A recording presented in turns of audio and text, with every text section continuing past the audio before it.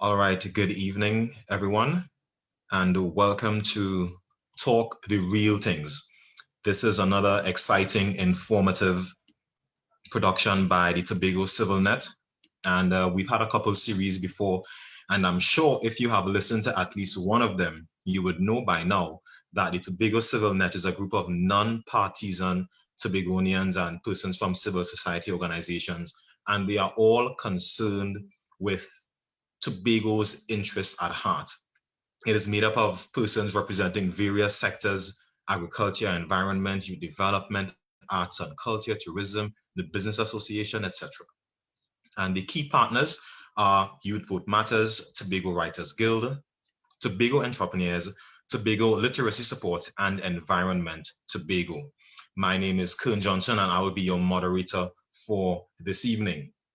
This evening, we have a couple of panelists with us, and I'll just give you a brief introduction. First, we have Miss Deborah Moore-Miggins. She's an outstanding exponent and practitioner of the speech band art and also an attorney at law for more than 36 years. She's also a household name in politics for over 2 decades, representing various political organizations, and she's here with us to share her expertise on this topic tonight. We also have with us Miss Cindy Andrews, who is a student, youth leader, advocate, and someone that I know is very busy with youth work. I don't know how she balances it. She's a student at the Open Campus. She's rather Miss Andrews is a UE Open Scholarship awardee, rather, and she balances her academic life with extensive involvement in youth work. She's the alternate CARICOM Youth Ambassador and sits on the executive board of several organizations throughout Trinidad and Tobago. And we also have with us Mr. Ho Choi Charles, who is a former Chief Secretary of the Tobago House of Assembly. Ladies and gentlemen, good evening and welcome.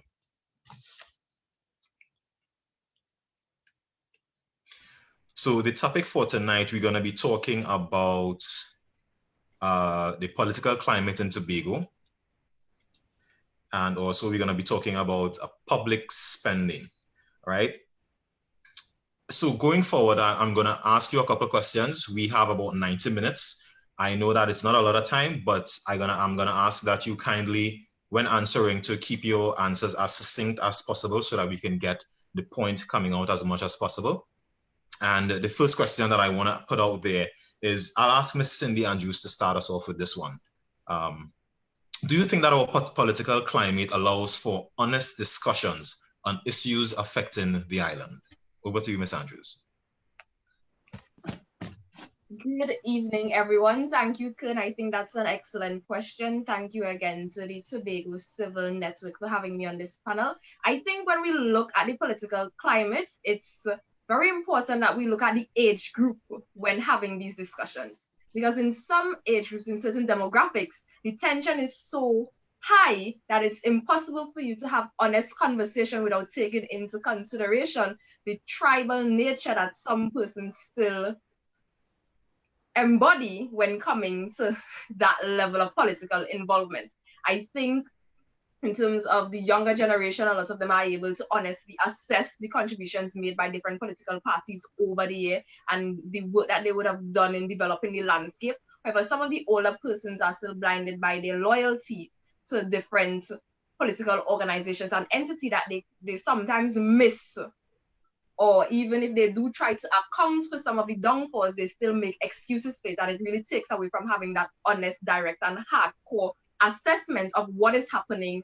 Is the development what we wanted? Is it doing what it said it would do, or are they doing what they intended to do in terms of leading Tobago in that way forward? Okay, thank you so much. Wonderful opening there from a young person. I'd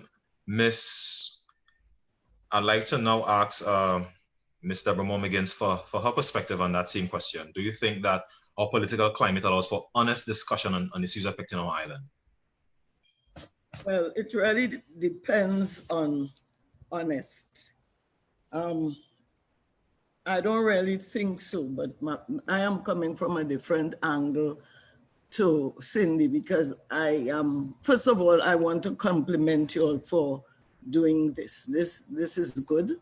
and it goes to the grain of what I'm saying, because I am coming to the conclusion that some of our young people, contrary to what Cindy has said, really sort of have taken on the dishonesty of politics, if I may say so, Right. more strongly than even our older generation.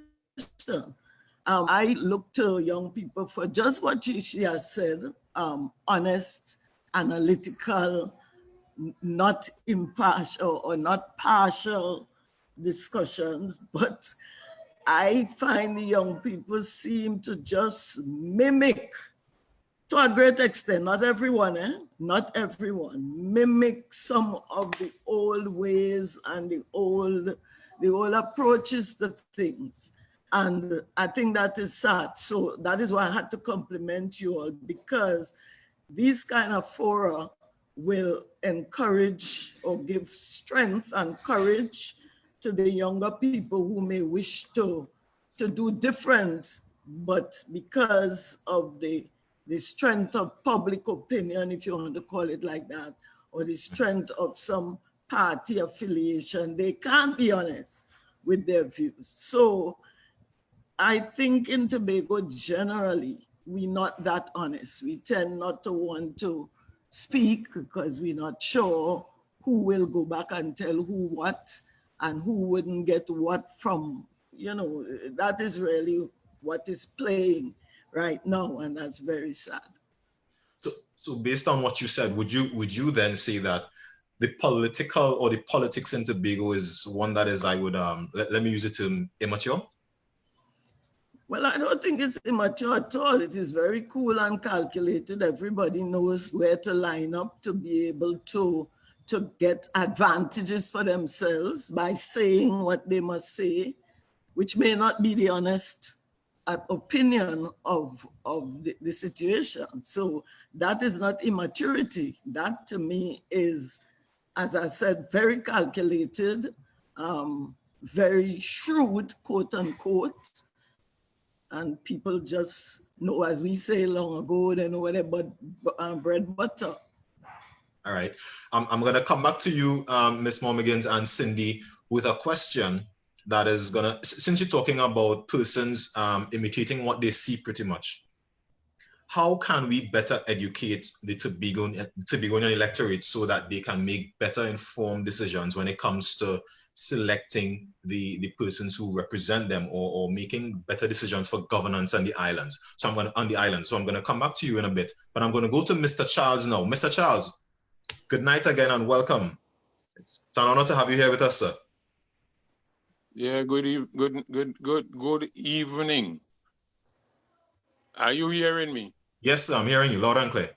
All right, because while you all were working there on the other two speakers, I have been fighting to get my phone to stand up. What happened is a new phone, and what happened there is that they stand for it.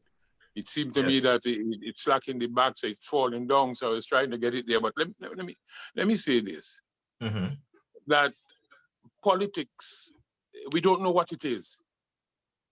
A lot of us adults don't even know what politics is, and the young people don't know what it is either, because there's nobody who teaching them what politics is. Let me say what it is, and then I come to your question. We have to lay a foundation before we can build the superstructure. And if you build on sand, you're going to fall down, and that is what we have been doing in Tobago, building on sand. Politics is not entertainment. A lot of people think it's entertainment. It is not entertainment.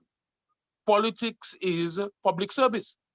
I want to teach that to the young people, teach you and all the young people that politics is public service.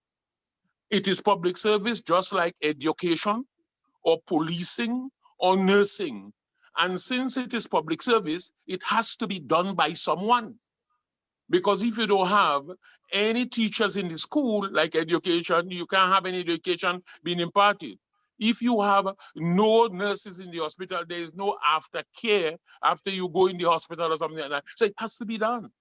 And if good people don't do it, and it has to be done, bad people will do it.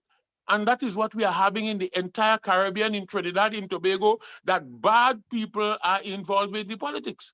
And that is why our politics is the way it is. Politics is not, as I said, is not entertainment. It is a civilized, though it is public service, the highest form of public service. It is also a civilized form of war. Let me say that slowly again. Politics is a civilized form of war. And let me break that down so that all who are listening could understand what I am saying. You are in governance. You occupy the position, whether in fact you are the prime minister, you are minister of government, you occupy the seat of government. You can give out a contract, you can help somebody with a job, you can do this, you have the power in your hand to do that. But there is an election that is called where somebody comes to challenge you in order to take that power from you. And so that they will be able to be in a position to give to other people the things that you have and are giving to other people. So it is really a civilized form of war. And we don't understand that. And that is why we take it to be entertainment. We go out there, we jump up with flags and so on. And I'm saying to you very candidly that we don't understand politics in Tobago and in Trinidad. And I don't want to deal with the other aspect of it now, that where we are still a colony of Trinidad. And that is, we want to examine that and to tell you that what we do for politics in Tobago must be different to what is done in the other countries that already may have their independence, their self-government, or their republicanism. We Right, need Mr. to Charles. go there. So based on what you said just now, Yes. The question that we asked the other two panelists, and I thank you for your introduction and definition of politics. Do you think that our political climate allows for honest discussions of issues that are affecting our island? We are a colony, and that is why it cannot. It cannot happen because we are a colony of Trinidad. Okay. Just like most of the Caribbean countries were a colony of Britain, most of the English-speaking were a colony of Britain. And in that context, the conversation is a different kind of conversation. But we in Tobago are having a conversation about our politics in Tobago, involving our young people as though we are an independent place. And we are now sending up candidates in an election in order to deliver that responsibility and that power which we have.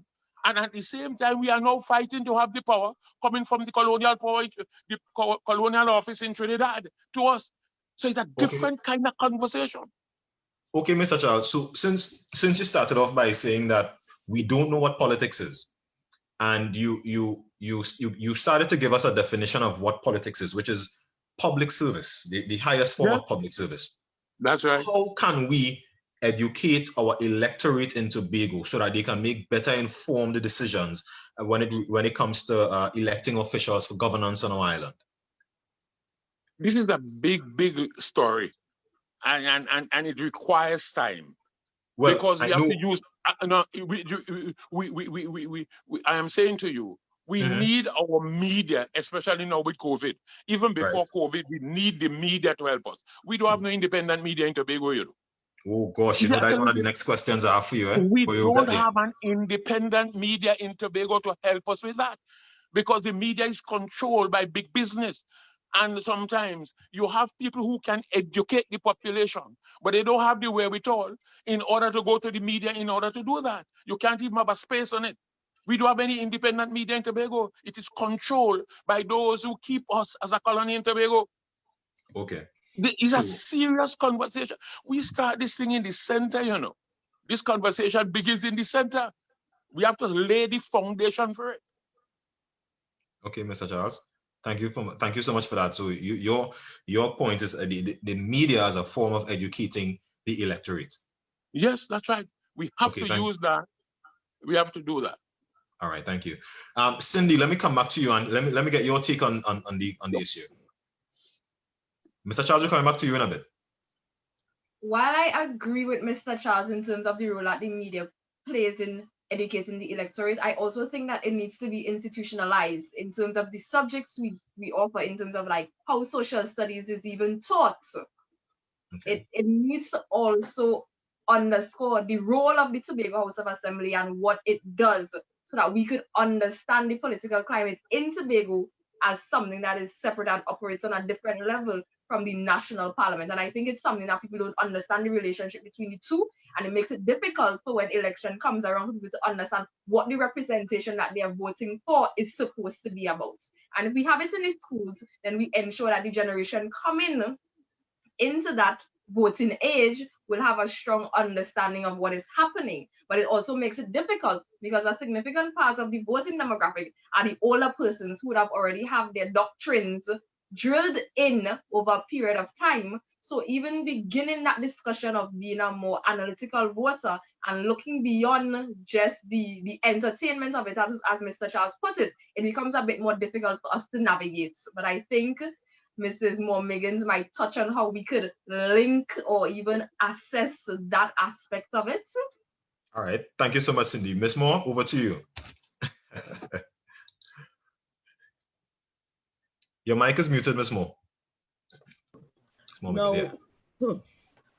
I believe a very critical element of what is needed in Tobago, and Trinidad and Tobago in politics, is a more open mind. Even while you support your party, a more open mind that weighs up and considers the offerings of everybody, even while you support your party.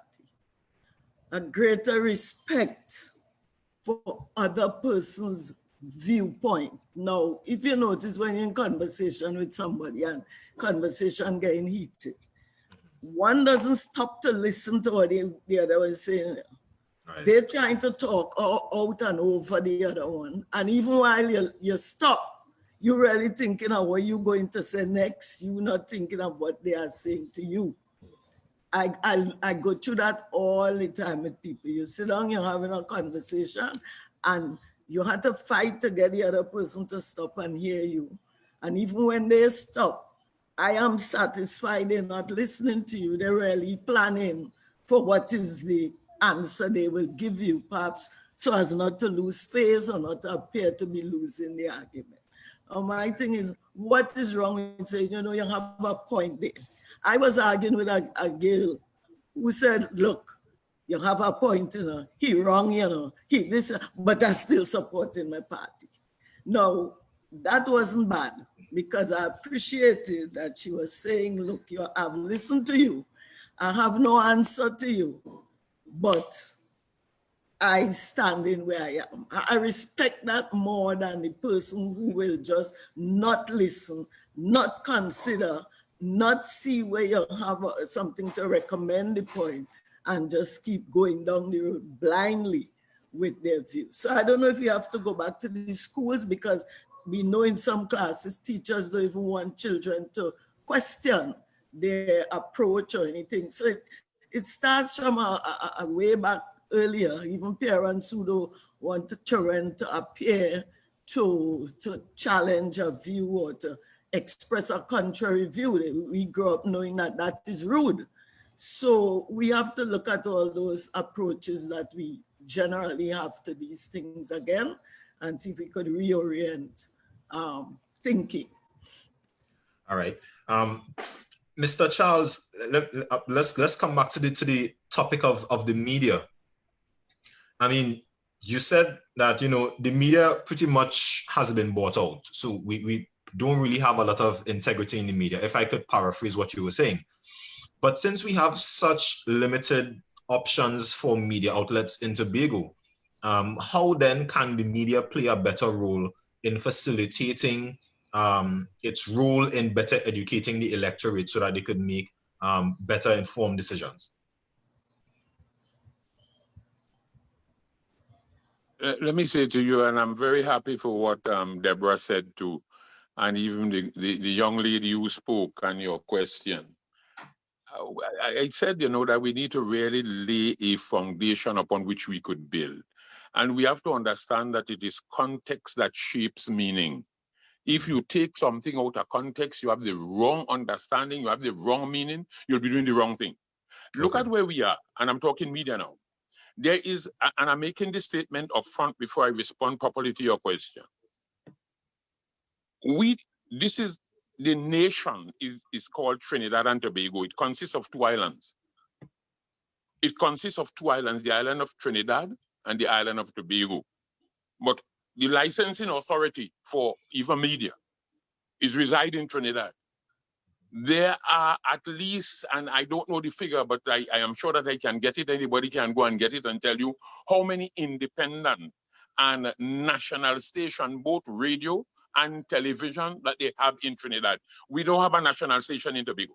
Not one is national. We are either minor territorial license or something like that. So if we want to educate our population in Tobago, the media that operate in Tobago right now, most of them are either agent branches, something of a media from Trinidad.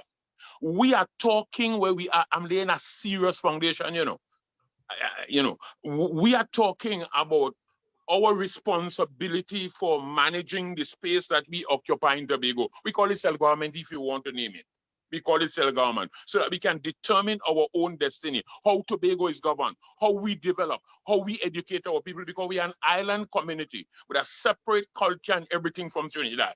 But at the same time, we do not have any power in Tobago in order to award licensing to our radio and television in Tobago, where we can go to them in order to speak, to not only influence us in Tobago or to educate us, but to educate the nation of Trinidad and Tobago. We only have one institution, one parliament in Trinidad and Tobago that pass laws, and it is in Trinidad. And that is the point I was making, that we need to ensure that Tobago has a voice, and a serious voice, not a voice that can be shut down by other voices, a voice that will be speaking for Tobago, and that that voice must influence and must be the determining voice for decisions that are made in Tobago. For example, we are talking self-government, but you know where we sit because of the economics and so on. Tobago, where it sits right now, is in this place where all the decisions that affect our life, they are made in Trinidad. Our items of Tobago, for example, our items that might, any item in Tobago that might be priority number 1, might be life and death to Tobago, that we want the Tobago community to hear, and we want the Trinidad community to hear, because the decisions that must be made to correct that thing that affects us had to be done in the parliament in Trinidad and Tobago. But our voice is not heard. For example, our media people in Tobago will send down an item, whatever the station is, I don't want to name any, whether it's TV6, whether it is in newspapers, it's sending on to Trinidad. That thing has to go into a national program, and Tobago item, which is a life and death, a priority item for Tobago, will not be item 20 or 10 on the list down there. What are we sitting down to talk about? About educating our children. When in fact the news from Trinidad bombard our young people in Tobago, and they recognize it's the government of Trinidad and Tobago that is saying these things and so on, and influencing the way they think, which may be detrimental to the island of Tobago. We need something else. All right, Mr. Charles, I thank you for that very passionate contribution, and I know that you're very, very passionate about this self-governance issue. And 40-something years, before you cut off, 40-something years journeying this, and we're making the same error and making the same mistake because we don't understand, and because we don't have the media to help us to teach the people to understand these things that are going to be sad. Thank you. Mr. Charles, I'm glad that you said that, because you see, I'm just reminding the persons who are listening that this is the Tobago Civil Net, and this is the aim of this organization. Because we find that persons, and there are the platforms available for persons to be educated sufficiently about the issues that are affecting them.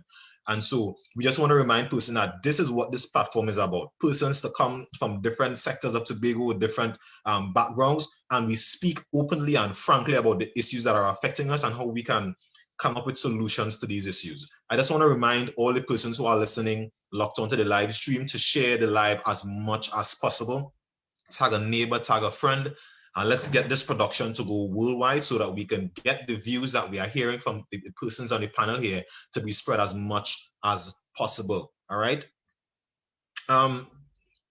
Mr. Charles, I know we want to get to the self-governance issue, but that would have to be a separate topic for one night. We have to do a whole night for that, self-governance alone. We can't do that tonight because we ain't gonna get anywhere tonight. But maybe you want a week. A week, all right, fair enough. Well, we're hoping that we could continue the discussions over a period of time, and this would be another medium of educating persons with politics in Tobago. What I want to get to next is, do we think that, you know, from time to time you would hear allegations of misconduct or inappropriate spending by maybe different divisions of the THA and so on. Do you think that these issues are adequately addressed by the Tobago House of Assembly? And if not, how do you think they can be better addressed? Mr. Charles, since I'm with you, I'll start with you. Then we go to Cindy and to Ms. Deborah Moore-Miggins.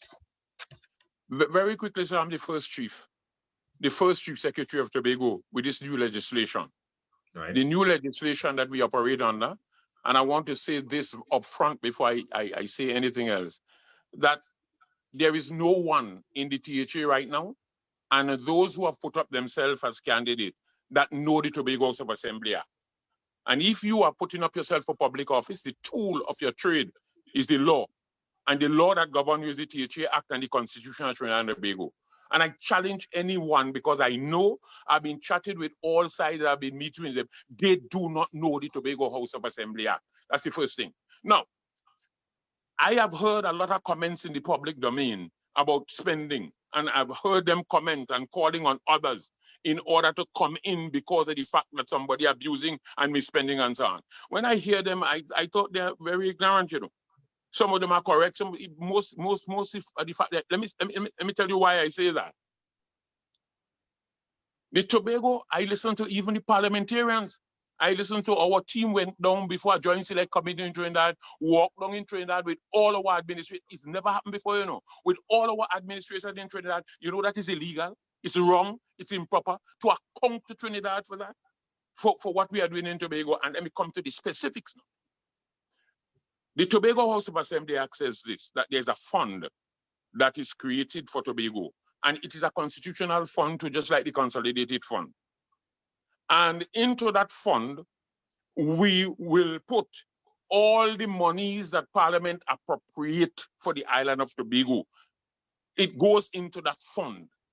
And any other monies that are legally collected by the Assembly go into that fund. And it is out of that fund where monies are spent on projects in Tobago. Monies are spent from that fund. Let me say this. So when the Minister of Finance goes to Parliament and he prepares his budget, there are accounting principles that they use, and there are items that they use in that for accounting purposes. That is for the Parliament of Trinidad. When that money comes to Tobago, that is how it used to be years ago before the THA Act of 1996. We cannot spend money line item by line item as it is passed in the Parliament in Trinidad, because the money, according to Section 47 of the Tobago House of Assembly Act, comes to Tobago quarterly in advance in block. For example, if it is $2 billion, before at the beginning of the quarter, you divide that money in 4. So 4 into 20 is 5. So 500 million will come to Tobago at the beginning of the quarter. It goes into the Assembly Fund, and the Assembly decides on the priorities for that. Decide on how they spend that money, and not what the Parliament says in Trinidad. That is quite correct, illegal as far as we are concerned. Now, there are lots of wrong things that have been happening in Tobago. I don't want to go inside it. And okay, it is for the Tobago population. It is for the Tobago population, not to call on anybody from Trinidad, because when Trinidad government, when they misspend, they are come to the population in Trinidad. And then they are going to be coming up for review every 5 years, as the case may be, and the people will deal with them. But in Tobago case, that is why self-government is so important. And I said we're not discussing that tonight. When that happens in Tobago, it means that the Tobago population will be responsible, and will be able to deal with the people in Tobago. You can't call anybody to deal with them. And that is where we are. But a lot of things are happening here in Tobago. We as a population do not know the Tobago House of Assembly Act. We don't know the financial rules and regulations. And may I just say this before I go off. The financial rules by which the Tobago House of Assembly should operate, there's under Section 52, they were prepared by my administration since February, in accordance with the law, February 1997, because the Assembly come into being on the 8th, on the 11th of December. It went down to the Parliament. To this day, the financial rules have not been passed. And I hope that I will have some time, if you have the time, to ask me why it is not passed up to today. When the PNM we'll get to that. We'll get to that just now. But I don't want us to lose. Finances. Yes, go ahead. Go ahead. Is the finances or dealing with? Go ahead. Finances. Now we have some more financial. You can't talk finance, chief, except you discuss the rules by which those finances are spent. All right, Mr. Charles, I'm coming back to you just now, and I wanted to lay out those rules for me just now, right? Just now. But Cindy, let me get your take on the question. No, I have to agree with what Mr. Charles said in terms of not understanding the rules and principles by which the Tobago House of Assembly acts, and more so the division. However, I wasn't going to come from it at the angle of the Tobago House of Assembly Act, but more so us understanding the procurement systems in which the various divisions use in order to obtain certain things. Because when we look at how much money is spent, a lot of people don't understand how the procurement system works for certain projects in terms of persons having to tender, and then we have the whole issue with the procurement bill, but we wouldn't get into that right now. Right. I do want to touch on one thing before I fully answer this question, though, in terms of the media. I think what is something that is important outside of us not having control over the media is in terms of the way that stories are told. A lot of the headlines are misleading and they're used for entertainment purposes. So a lot of people don't actually read the stories in order to fully understand what is going. They just go with the headlines because, you know, the headlines, they must get something catchy to grab people's attention in order to sell the paper. But when we look at the detailing, a lot of times there's a disconnect in between the headline of the story and the actual content. And when we look in terms of the national papers, when you count how many stories or how many issues are documented in relation to what is happening in Tobago as opposed to what is happening in Trinidad, it's very disheartening to see that, as Mr. Charles said, that a lot of these things that we experience are not priority and are not highly documented in terms of our issues in the news. But we will not get into that. That question has passed. So in regards to the question in terms of public spending, I think we do not understand the systems in terms of how we keep people accountable for what they say they will do and what they have done, and if there's a disconnect between the two. And until we understand how to go about advocating, lobbying, ensuring that accountability and transparency are maintained, we're not going to be able to fully say, well, this 500 and something million that was spent on this project was not what we initially planned for. How do we now have them openly account for it? Because we could only have certain discussions when it's election season, because that is when some level of assessment happens. But what happens in the first year when somebody goes into government and they did something that wasn't on the mandate, or they didn't correctly allocate the funding, or there's a disconnect in terms of how the money is spent? How do we, in that period, say, well, this is not what is supposed to happen, or this is not what is it? Could you please explain this to us as the citizens and not so as a strict parliament discussion? Right. Thank you so much, Cindy, for that discussion. And I'm guessing that Mr. Moore-Miggins, having a legal background, may be able to point us in a better direction and help us to better understand this aspect. So, Ms. Deborah Moore-Miggins, over to you. Your mic is off. Your mic is off, Ms. Deborah Moore-Miggins. Yes. Right. Hearing you now. I'm saying it's not really better. It's better. I think both Mr. Charles and Cindy raised and pointed us in very effective directions where we can do today in terms of, well, you put it as misconduct by public officials. It's a very serious, and I think Cindy is the one who used the word principles, budgetary principles.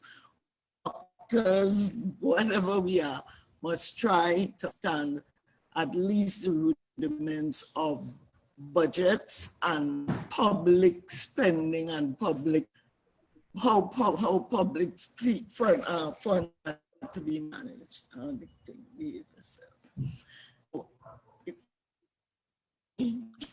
Miss Moore-Miggins, we seem to be having a bit of a connection issue on your end. Hello? Right. You're hearing me? Yeah, but there seems to be a connection issue, so we're not getting you fully. All right. All right. What can I do? Hi, everyone. All right, well, Miss Deborah Moore-Miggins, let me give you a few minutes just to see if the connection will improve. Let me give you a few minutes to see if it will improve. All right. Say that again. I said I'm going to give you a few minutes to see if the connection is going to improve. So I'll go back to Mr. Charles now for a few minutes, and let's see if it's going to improve, and we're going to come back to you shortly. All right. All right, Mr. Charles, welcome again. Yes, I'm there. Right. So you were telling me before that we needed to understand some things, right? Yeah. Now I want you to lay out for me I know we don't have a lot of time, but in a kind of really concise and succinct way, those different steps that we need to understand.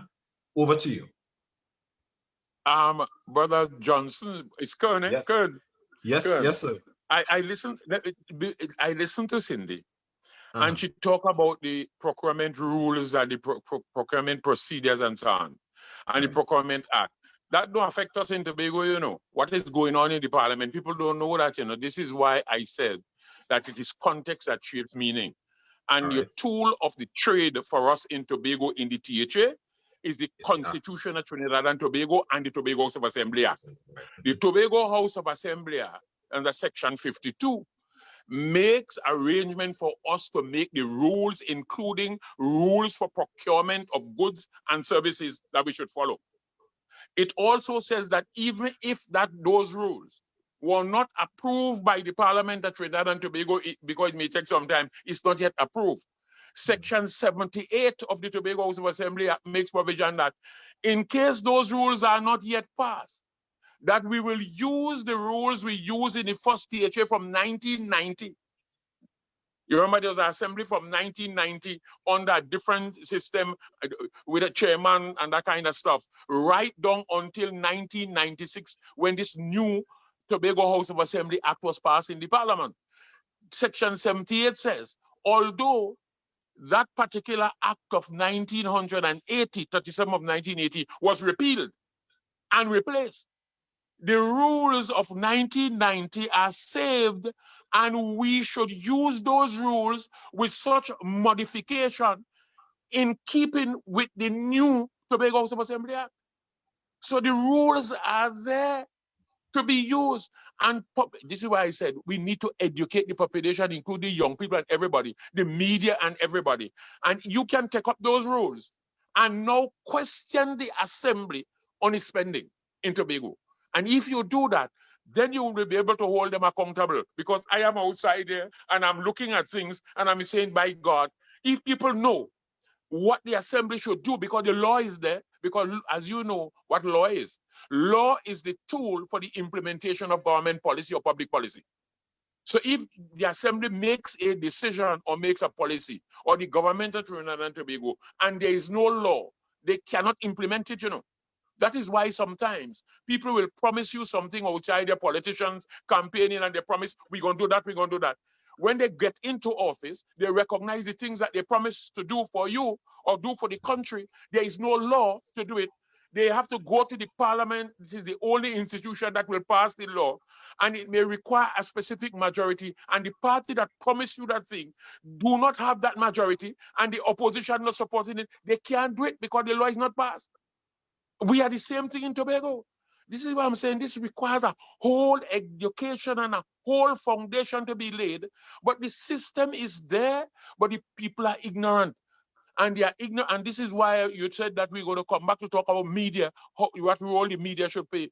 in order to educate the population so that we have a stronger population that can hold those who they vote into office accountable for whatever they do. Because there's no accountability for things in Tobago right now, you know. Because nobody's doing it. Well, I was now coming to ask you, who then is responsible for educating the public? Is it the government or is it the public on their own to go and get the information? But if you don't know, you can't educate. If you want to teach John Latin, you have to know about both subjects. If you want to teach John Latin, you have to know, or mathematics, you have to know about both subjects. And you have to know about John, and you have to know about mathematics.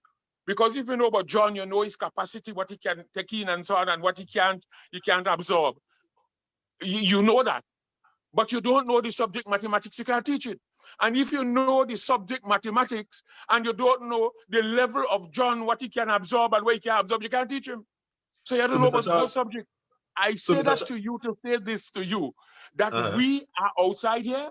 There are people in Tobago that know, willing to teach free, and inviting people to come let us teach you free. Free, gratis. All right. We're going to talk about that teaching a little later on. A little later on. Ms. Deborah Moore-Miggins, let's come back to you. Let's hear your contribution. So, there are several which misconduct officials could be approached. To expose is the first thing, and dealt with or addressed, as you say, is the second thing. Is that better? Are you hearing me better? Are you hearing me? We are hearing you sometimes, but I think the connection generally is still not the very best. So we are having some problems with the connection. Okay, well, you want me to continue or you want me to drop out? No, I wouldn't want you to drop out. I would prefer to have your expertise, but maybe if you could make it very succinct for us so that in the few earlier moments in the contribution, it seems to be that the connection is a little better so that we could get what you have to say within that time. I don't know if you could try that and see if it works. All right, so the rules, principles, the media, the opposition parties, the individuals who are school or questioning certain behavior, all of this can expose and deal with recalcitrant politicians.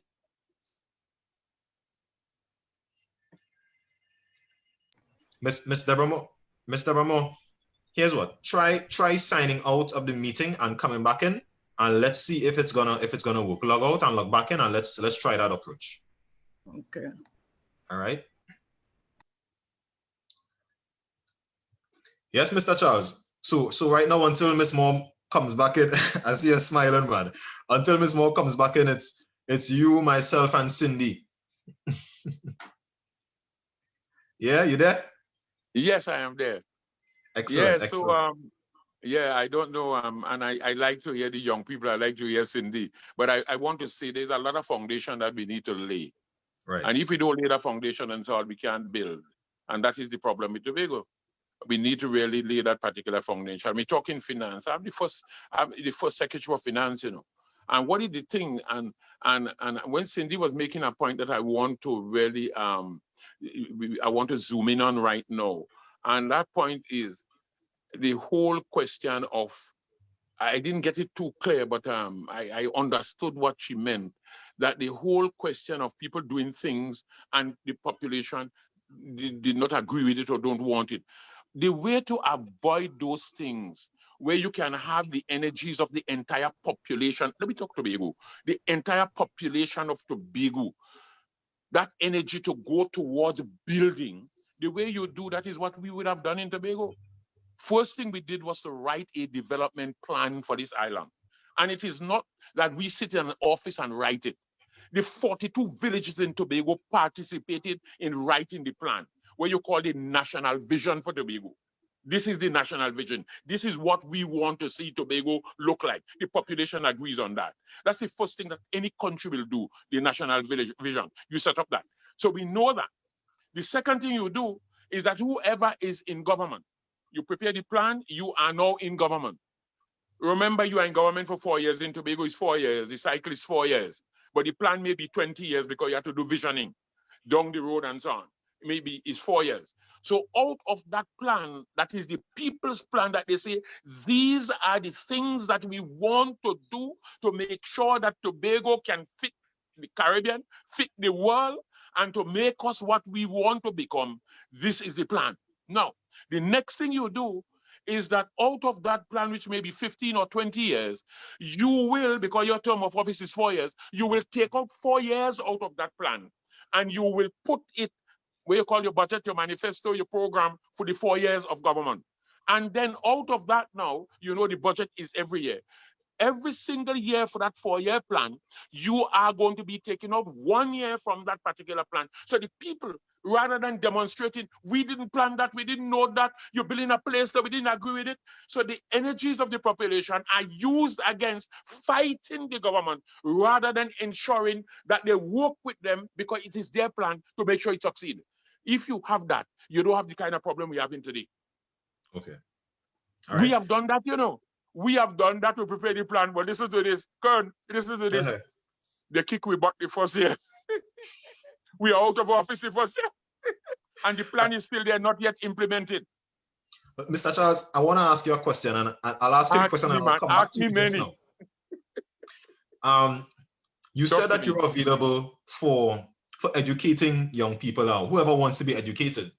But always. How would you feel about someone who may share a different political preference to your political preference, whatever it may be, and you actually teaching persons of different political views, whatever your political perspective may be?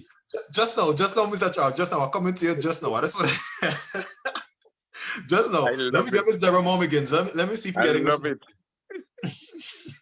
I love it. Is that my question or Mr. Charles's question? All right, let me hear your take on it. That's fine. We're hearing you loud and clear now. Is it to teach? All right, teaching persons of contrary political views? Correct, yeah. Well, that goes back to my point about being open-minded. Remember, if you're open-minded, that's easy to do. You know, you don't stop being friends and associates of people because they have a contrary political view, you know. Right. They are still your friends, your family, the people who have to, you know, cohort with you and do everything with you as normal. So teaching them wouldn't be a problem at all. Okay. All right. Cindy, what is your take on it? No, I don't know about you, but you see when Mr. Charles said he was going to give some free classes, I was ready to adjust the 8 courses that I am already doing to accommodate that.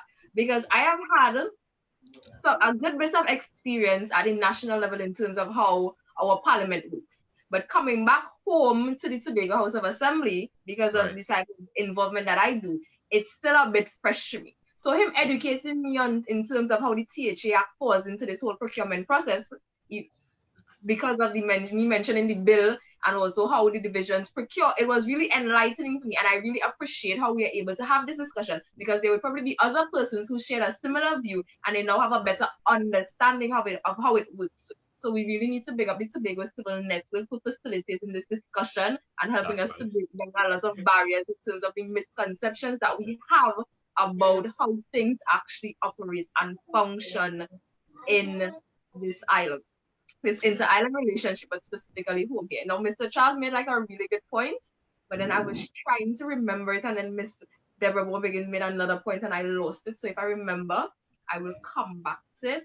But yes, I do agree. I think they both said it well. It should not be a problem for us to have that foundation, and it's the foundation knowledge that we're trying to gain. It's not about imposing a different political view on anyone, but it's ensuring that people understand the fundamentals of politics and the structural framework in which we have to operate in order to be successful as Tobago, as Trinidad and Tobago, and by extension, you know, the whole Twin Island Republic.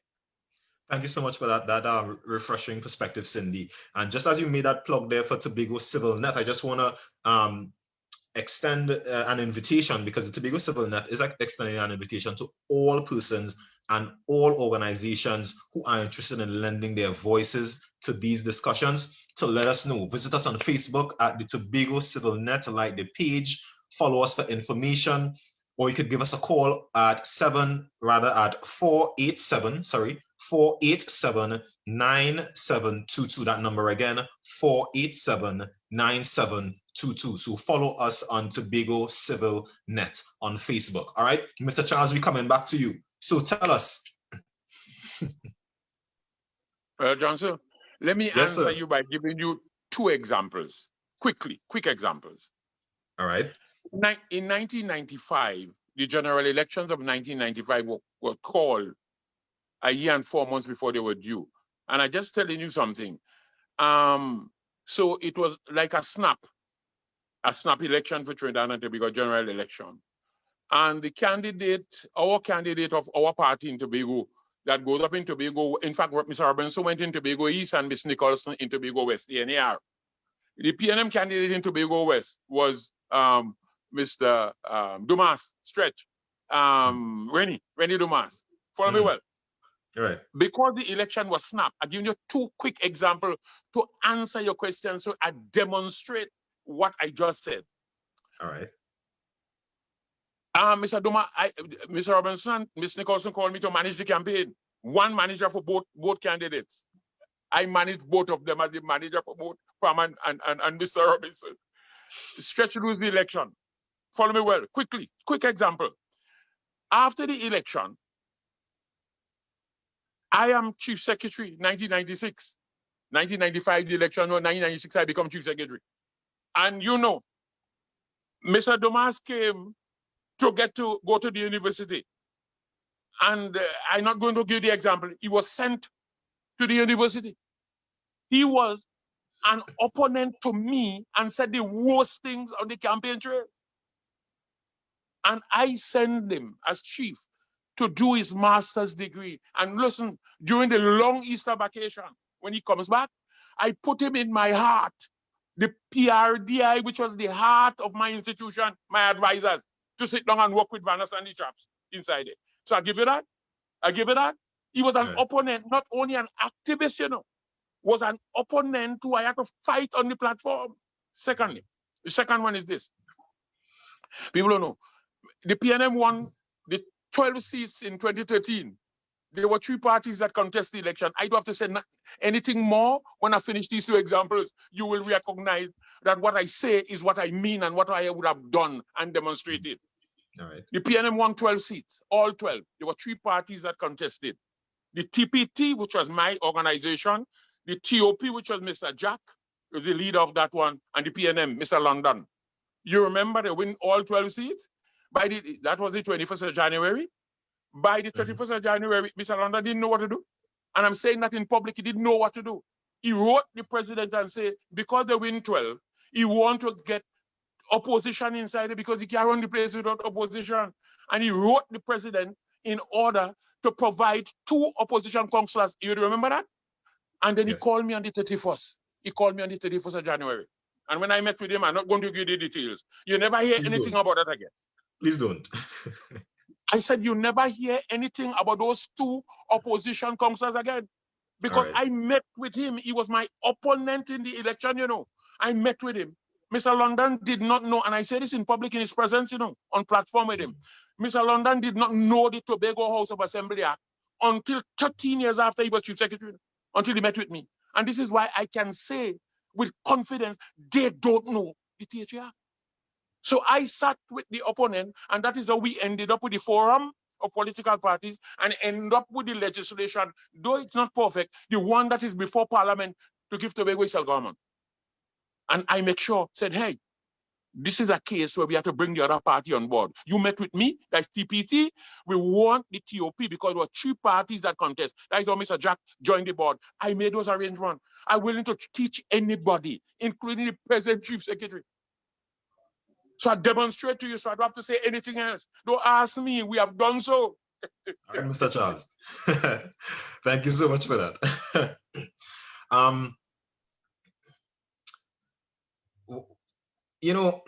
sometimes we have some projects that could cause some major transformation on the island, right? But the thing is, because of maybe what we are accustomed to, or because it probably would make us uncomfortable, the project is a hard sell. It's hard to sell to the public or to the population that let's do this project here and it's going to cause these certain changes in the economy that is going to benefit us and so on and so on.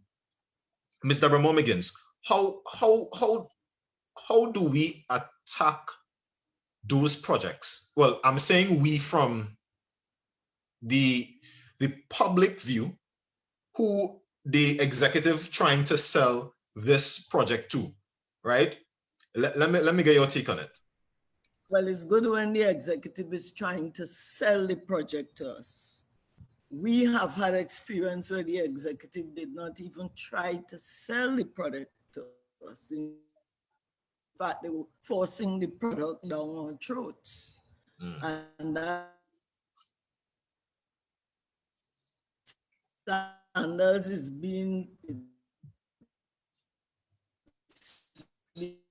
said Sanders is great for Tobago. Consider the project to understand its greatness, to see where the great, and more than ever, to agree with the area it was going to be. I make bold to say that when you end up with the project that you were going to bring, you may have to tweak it a little, amend it here, there, or wherever, but you'll get the buy-in, common ownership of the by us in Tobago. When you do, you find that it collapses and people are not satisfied. So the first thing is to try to explain and get the public's input into whatever your project is going to be. I believe in that. All right. Thank you, Mr. Moore-Miggins. Cindy Andrews, over to you. Then I think that's an excellent question, and it's really allowing me to tap into my degree knowledge. Excellent. Let's hear that. Let's hear that. Because when we look at change, and specifically transformational change, there's a certain aspect of it that causes a certain level of disruption. And people resist change for several reasons. Fear being one of the major ones: fear of loss, fear of the unknown, fear of the disruption of personal relationships. We look at the politics, we look at cultural assumptions and values. And when the change affects these things at a certain level, it causes persons to resist significantly. As an organization, as a society, and if we choose to use the analogy between the society as an organization, the executive board is tasked with the responsibility of, one, deciding whether or not they're going to use an internal or external change agent to bring forward the change, and that significantly affects how the change is going to be received. Because if you use someone that is internal within the organization, within the society, they're able to assess the cultural values and beliefs and the norms and values of the organization and account for that when assigning the way forward of the change. So the scope, the pace, the frequency, the intensity, the strategy. When you use someone external, they don't necessarily account for that. And that's where things become problematic, because although you have an objective response in how the change occurs, it is a bit disconnected and like there's no word for the day because the person would more so see it as a more meticulous way. So we have to do this, this, and this in order for the goal to be achieved, but it does not take into consideration the culture, which significantly affects how the change is received and how the people are able to adapt it. Now, when we look at that, sometimes people see change as something to overcome. And when we look at it from the traditional view, it actually intensifies the resistance to change and it makes the behavior of the citizens, the members of the organization, problematic, because everything now comes from a problem-oriented view. As opposed to when we look at the contemporary view, when we look at resistance to change as a form of feedback, it helps us to, one, strengthen what is happening in terms of the change. So either strengthen the idea around it, help persons to clarify and gain a better understanding of what is happening. And it also helps us to involve and engage persons in the act. Now, when we look at transformational change, a lot of the time, it really uproots a lot of the core values that we may have, and it may cause us to go in a different path. And if persons are not ready for that, and Ms. Moore spoke about that open-mindedness, if it's something that is not aligned with our traditional values as a society, it becomes very difficult for us to attach and even want to support it. And that's where that whole idea of participation comes into play. However, it is often difficult to engage everyone on that level to ensure that we are inclusive, we are accessible, we are transparent, and we are accountable to the people that we want to serve. So there's this saying, that which we participate or that which we create, we support. Now it's difficult to want to work on a timeline and include as much persons and get a variety of opinions in terms of how we could put forward this change and still be able to effectively and efficiently carry out your duty. And it's something that as a government, as people, as a public office, we have to understand when we see change occurring in a space. However, Ms. Moore did touch on a very, very salient point in terms of it being sold to the people as opposed to it just happening. So you wake up one morning and you say, "Ooh, we are about to get a new building here." And there was like, this wasn't no manifesto. This wasn't in any briefing in the media. This is just happening. And when we have certain committees in place, and I feel like Mr. Charles may shed some light on this aspect of things, because you know he's gonna come and hit us section 56 of the Act. I'm gonna leave that to him right there. But when we have certain subcommittees in place that allow us to have that level of engagement, because everyone may not always be aware of it happening, but it's that whole idea of accountability and transparency and seeing the report done. But then there must be a certain level of interest from the people in actually engaging in that in order for the output to be as effective as it can be. Now, resistance to change is something that is always welcome, because the feedback is essential to helping not only the government, but the public understand what is really happening. Okay. And we spoke about that being able to challenge views, not only at a primary level, but institutionally, to ensure that what is happening really touches the foundation and it builds on it in terms of how we move forward as a society. Thank you, Cindy. Thank you for bringing your academic application to this real issue. So we want to thank you for that contribution. Mr. Charles, over to you. And I want to ask Ms. Deborah Moore-Miggins, I'm coming to you after. Maybe you could shed some light on this for us. Where is the accountability arm that oversees the money that is granted to the Tobago House of Assembly, right? So you're going to shed some light on that for us. Mr. Charles, over to you.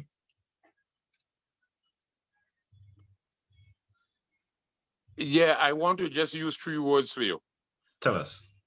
Integrity, leadership, and trust. Oh boy. Your word, integrity means that your word and your deed must match. And if your word and your deed, if they do not match, people don't trust you. And if they don't trust you, they believe nothing that you do until it is completely done to their satisfaction. And that is where we require leadership in the country, to be able to sell whatever you have to the population. First of all, we can't put the cart before the horse. The horse has to go before the cart. And this is why I said to you, the way a country must run is the fact that you write a development plan. These are the things that the country must do in order to engage the world for us to become what we want to become. The entire population must sign off on that, as we would have done with the Tobago Development Plan. The 42 villages in the country. I can't go through the details to tell you what we would have done there. That even the technocrats that I brought on board were very unhappy at day one. When they finish, go out and collect the views of the people, and they come back and they write the plan. I said to them, I am not so sure. This is what the people tell you. So we had to go back out to the plan, and you know it was changed. And the final meeting we had on the Tobago Development Plan was in Signal Hill, where the UNDP was there that gives the oversight. You know what they say there? They said this. For the 50 years of the United Nations, they have been trying to get nations to do what Tobago did. It's the first one that ever done it. Have a plan where the people prepare and approve. And then that now come for implementation. Once that is so, the issues Cindy raised will not be issues raised by the population. No issues raised, because from the time you start a project, the people say, that is where we approve. And they are going to be there. So you're not doing anything that the people didn't approve. So the first thing you do, and this is why I talk about cat, the horse must go before the cat, so that you don't have the energies of the people going towards fighting you as a government, because what you're doing for them. And leadership is what is required for that. This country lack leadership. And as I said, they lack leadership, and that's what we need to do. All right. Provide them with that leadership, provide them with the plan and the opportunity. Finally, there was a coordinating meeting that I chaired as chief secretary. I'm just saying that to you. And I'm not promoting myself, because I'm not looking for anything except to see that Tobago is free and empowered. There's a coordinating meeting that I chaired for a reason. That where every single important player in Tobago, police, fire, telephone, electricity, everybody, all the divisions were there. I chaired that meeting at Works on the last Friday of every month. And listen to why those things were done. Finally, I'm not going to be long on this. Imagine today, I have seen it happen now, even now, today. Works department just pave a road. Just pave it. You hearing me, Johnson? Yes, sir. All right. They just pave a road. Could be a mile or 2 miles long. And tomorrow or next week, WASA come on that same road to lay a water main. It's not that a main was on it and it burst and you have to repair it. They come to lay a water main with my taxes. That coordinating meeting prevent things like that, because we come there and discuss the overall plan for the island. And what is done, WASA will know, Works Department plan to lay, to pave that particular road at such and such a time. And then WASA will say, you know, we plan to prepare a main to lay to increase the water supply to that particular area. And those things are done. This is why I could have run, my administration could have run Tobago the way it run, with over 200 million per year. For example, we are final one. We're doing Cove, or we're doing Signal Hill Housing Estate. We have not told Tiantec anything. We ain't tell Telephone anything. And what happened is that you are building houses. The people who require electricity, they don't know, they can't plan for that. Because there is no way that plans are discussed and exchanged with each person so that you can save the resources of the country. Let me just end it there. All right. We lack leadership, you know. Leadership is our problem. Leadership. All right, Mr. Charles. Thank you so much. Mr. Moore-Miggins, let me come to you. Yes, the question was about the oversight, right? Correct. Good. Now, I very much admire and support a proposal that Vanessa James has supported for years about the People's House and the Oversight Committee. I don't know if you ever heard about that, because at present, what we have is the Auditor General, we have the Parliament. You would have heard Mr. Charles say that the financial rules basically don't seem to be working, because in the end of the day, there seems to be no accountability, obvious accountability, or no oversight of spending, at least in the THA. And Vanos has been the one saying one of the reasons he wants that the Tobago House of Assembly Act should be revamped is that we can institute this oversight committee. And we would have been speaking earlier about people who are not versed in budgetary measures, people who are not versed in financial principles, etc. So the idea behind that would be to have a team of people who are versed in this area of practice to give an oversight of the spending in the THA oversight of how projects are financed, what misconduct may have gone on in the funding of projects, because we definitely need something stronger and more effective to regulate the spending of money in the assembly. It's one of the most unsatisfactory or dissatisfactory areas of the Tobago House of Assembly. And it's one of the first things that needs to be addressed, because we cannot be spending money and every minute you're hearing something siphoned off to some place, and we have no way of following that money, no way of punishing or penalizing anybody. You don't hear anybody getting penalized. You don't hear any police moving in anywhere, and that cannot be right. We need something. All right, thank you, Ms. Deborah Moore-Miggins. Now, I just want to remind persons that this is a production of the Tobago Civil Net. It's an organization that is focused severely on advocating on the issues that affect Tobagonians. It's non-partisan, and we are also welcoming persons or NGOs who have any interest or would like to be a part of the production, or you have something you'd like to share, to visit the Facebook page and send us a message, and let's get you on board as well. Now, what I want to ask now is, well, actually we're coming to the end. We have like about 15 minutes again. I mean, it seemed like we just started and the time is almost ended. As it relates to Mr. Charles was talking about, the money comes up from Trinidad and it goes into the consolidated fund.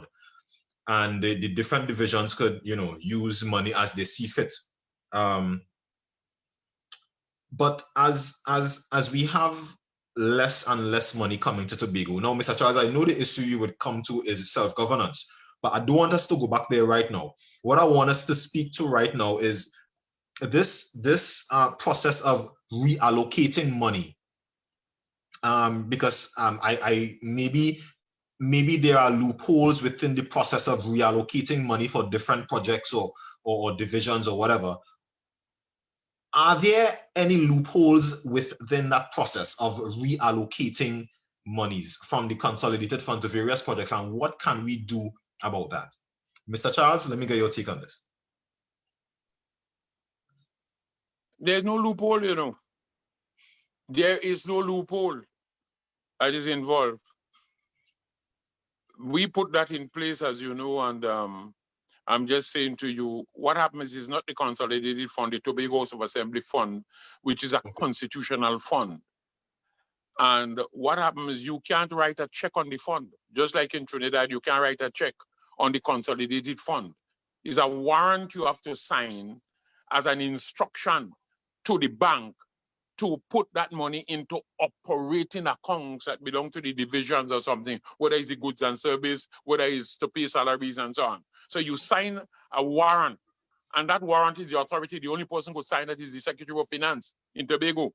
And then when that money comes out, just remember, you have to request, just like Trinidad, the ministries have to request the monies that they require based upon the budget that has been passed.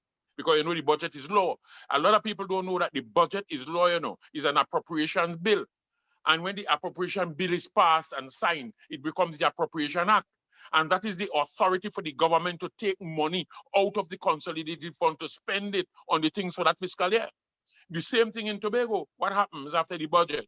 The money goes into the fund, and then then each division will make their requests to the Division of Finance, just like in Trinidad, and ask them for funds, and they have to justify that. You have your budget division, you have your accounting division up there and so on. They will look at those requests, and then they will release the funds so that you could be able to spend on those projects. And that Division of Finance in Tobago have all kind of officers that look at those projects to make sure that those projects are done, that they come in within budget, within time, within finance, within every single thing. There's no loophole.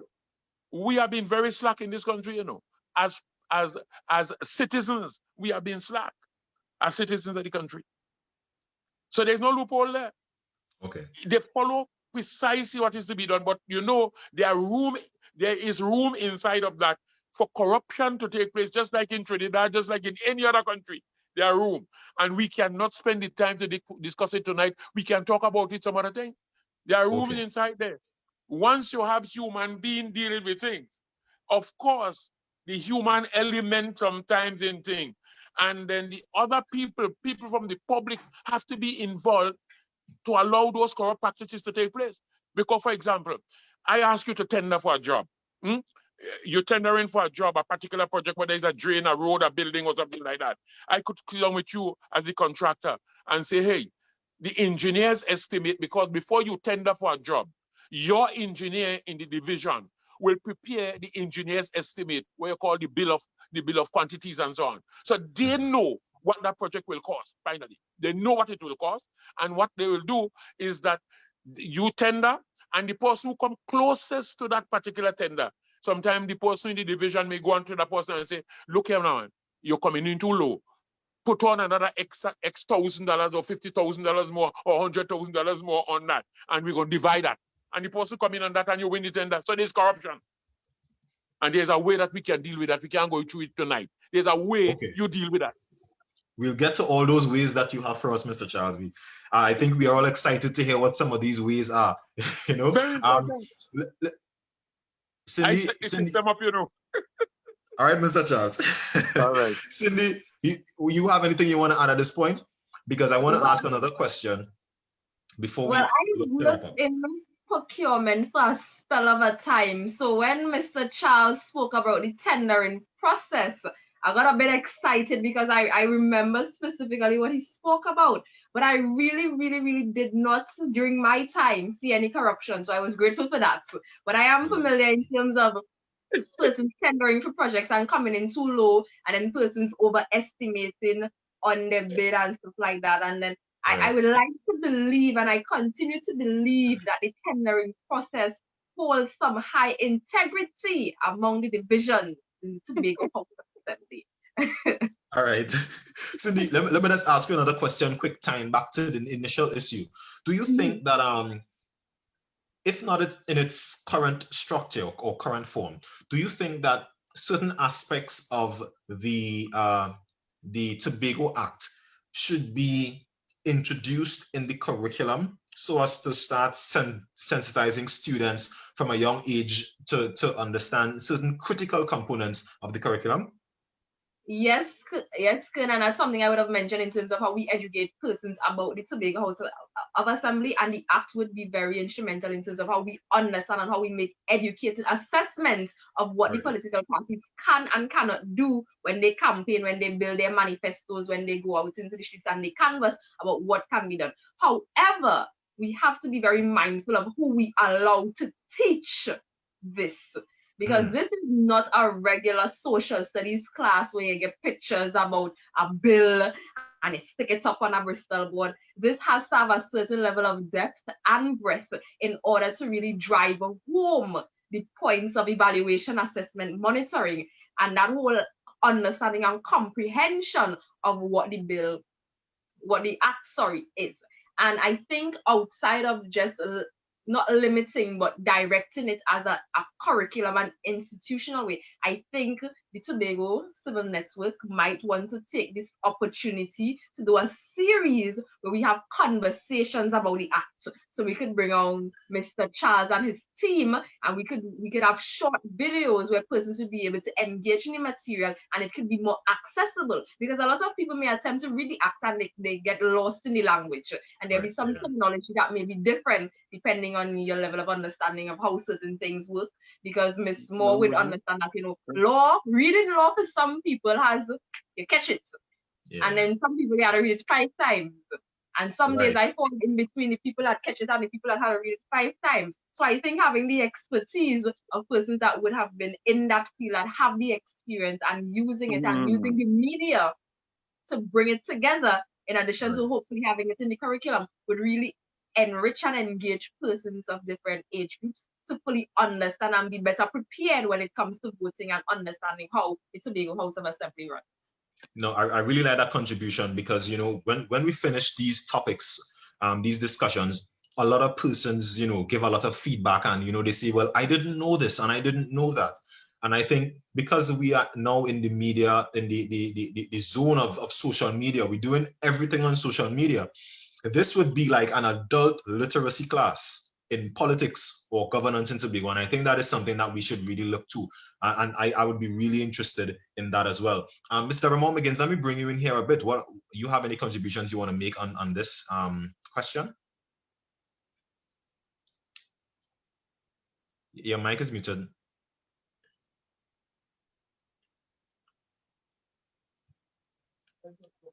No. Yes, I have another issue I'm minding here. What is the question?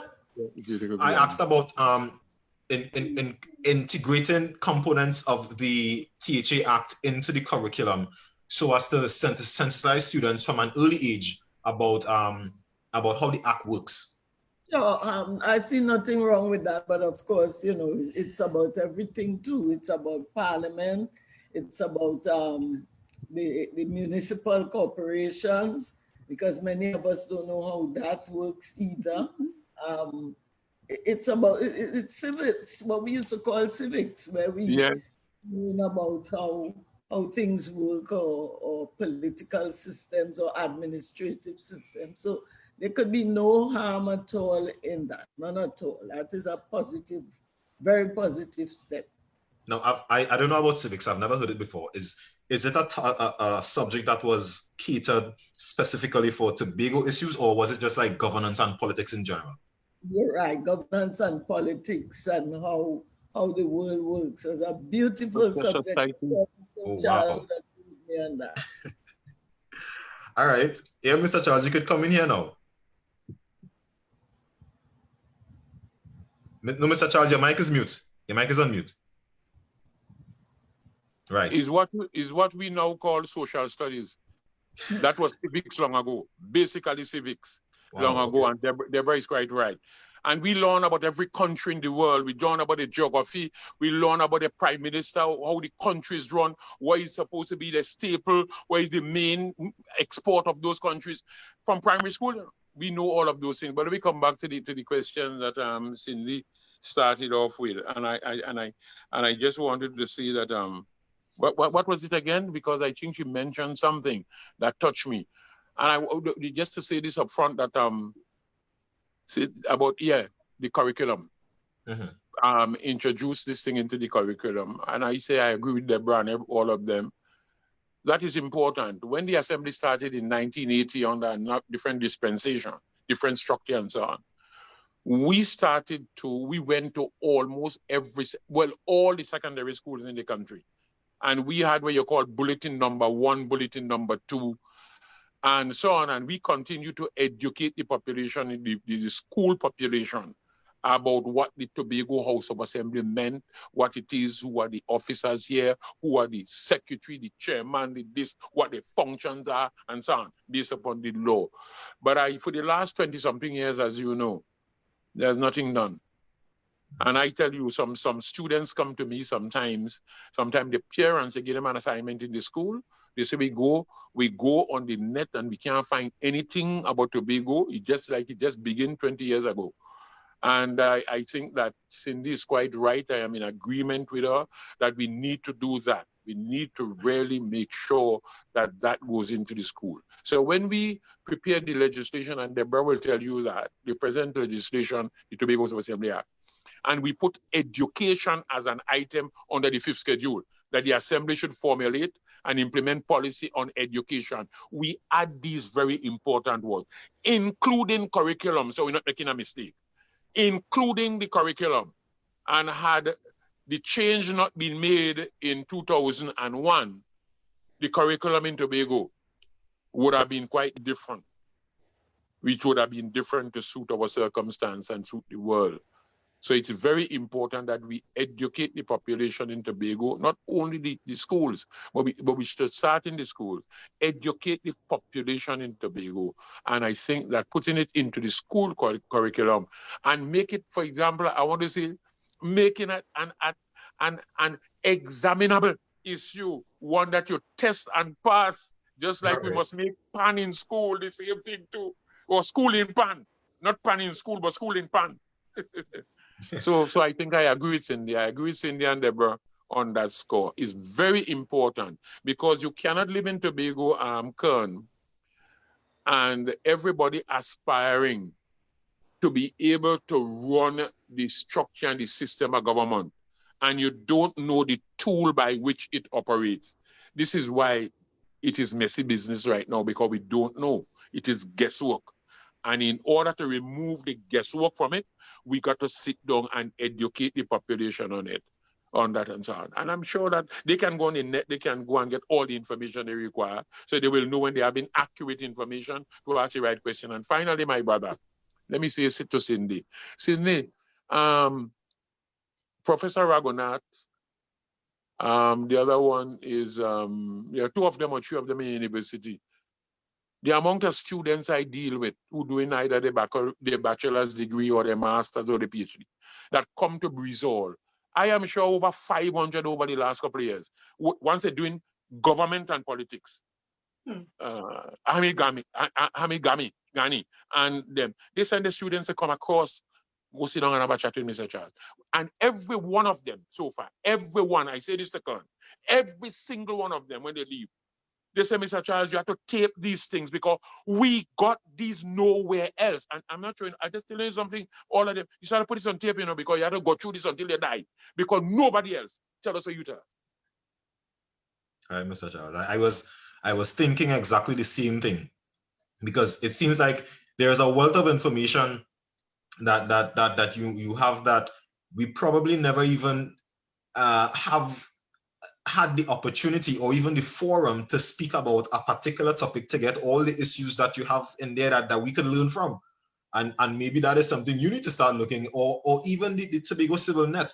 Maybe we could start looking into a project whereby we get persons like Mr. Charles and we start documenting certain fundamental principles that need to be out there so that we can educate persons better. But as much as I want to keep talking, we need to wrap, because this thing's supposed to end at 9:30 and it's now 9:29.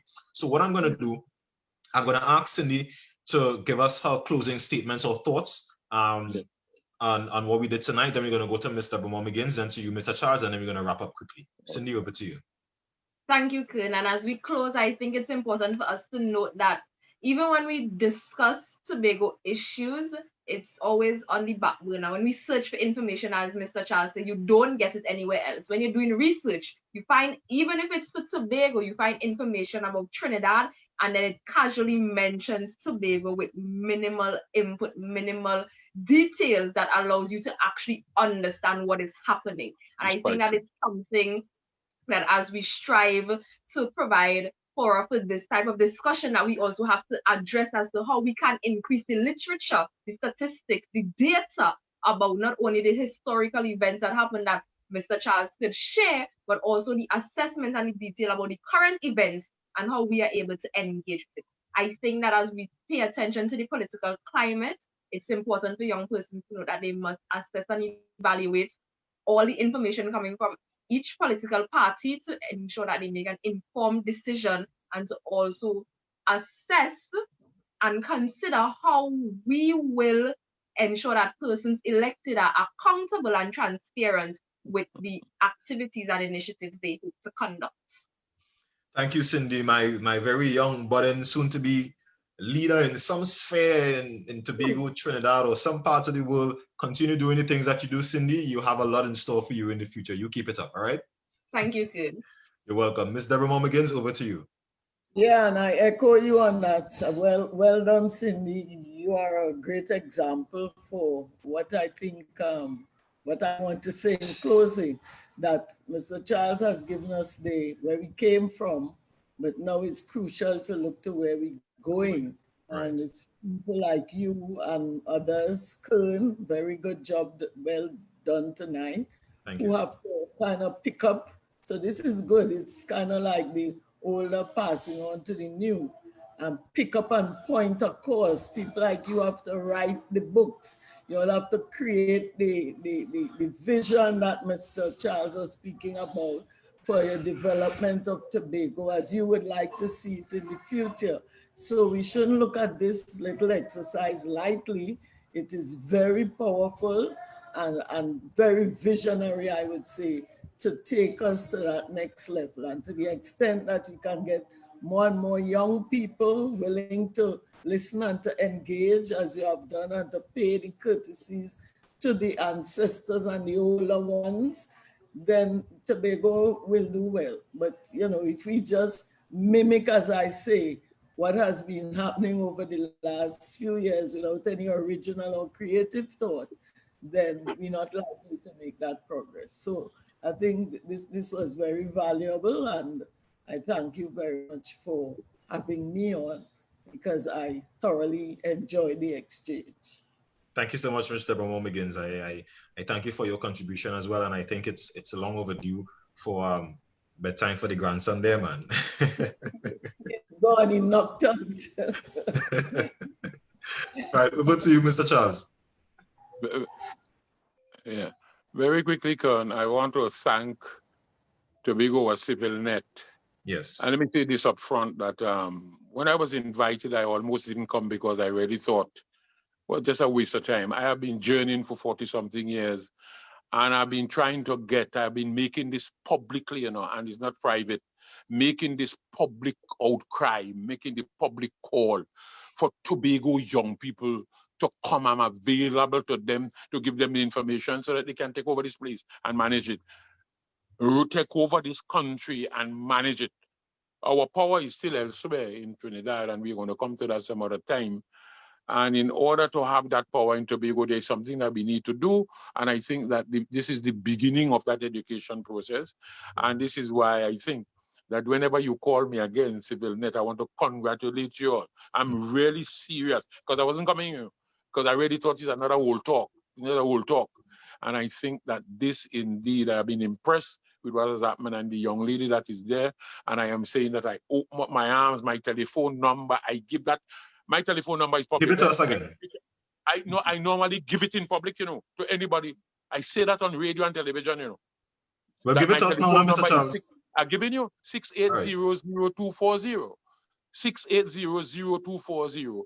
Call me, organize something so that we can sit down and be able to impart whatever I have to sit down so that you could be able to take the baton and run with it. I am always, and I'm available, again, when you're ready. Charles. Because every time you see me on the television, I pay for that to educate the Tobagonian. Okay. I am telling you, hundreds of thousands of dollars I've been spending. When you see me on television, anytime you see me, whether it is on Tobago Channel 5, do you know that I pay for that to be educating the Tobagonian? And I am not looking for it. I pay for them. You know. It's hundreds of thousands to be educating. So when I tell you come, I want to impart. I have been doing that by paying for it. And if I have it now and I ask you all, please come. Let me share with you and prepare you for taking control of your country. Thank you so much, and good night. Thank you so much, Mr. Charles, and thank you for that lovely invitation. For those who are listening, if you missed the number, that number for Mr. Charles is 680-0240. 680-0240. He wants not only the young persons, but if you have an interest in Tobago and you would like to know about some important information about your history, where we are now and where we should be going, I'd like you to give Mr. Charles a call. He is waiting on your call and willing and ready to teach you. I want to thank all the panelists here tonight. Cindy Andrews, Mr. Moore-Miggins, and Mr. Charles, we express our sincere gratitude to you for coming here tonight and sharing your information, your perspectives, your ideas with us. We really, really appreciate it. Up next, we just want to inform those who are on the live that the next two events we have coming up is Too Young to Vote, Not Too Young to Think. The topic again, Too Young to Vote, Not Too Young to Think. And that's coming up on the 15th of December, starting at 6 p.m. And then on the 17th of December, we have Mr. Charles' hot topic, Tobago autonomy. Listen, people, I'm telling you, it's going to be level fire. We have some hot panelists on, and listen, it's going to be fire. There's going to be so much information coming to you with these next two discussions. We're asking that all the persons who are sharing the live now, that you share it. Like the page on Facebook, the Tobago Civil Net. We have a lot of information coming out daily. And we even use excerpts from the different conversations and we post it out there so that persons can be involved. Once again, This has been a production of the Tobago Civil Net, an organization of an NGO that is not partisan, but is just focused on the development of Tobago in all aspects, right? And also we're going to continue the panel discussions even after the elections, right? So let's pull this together.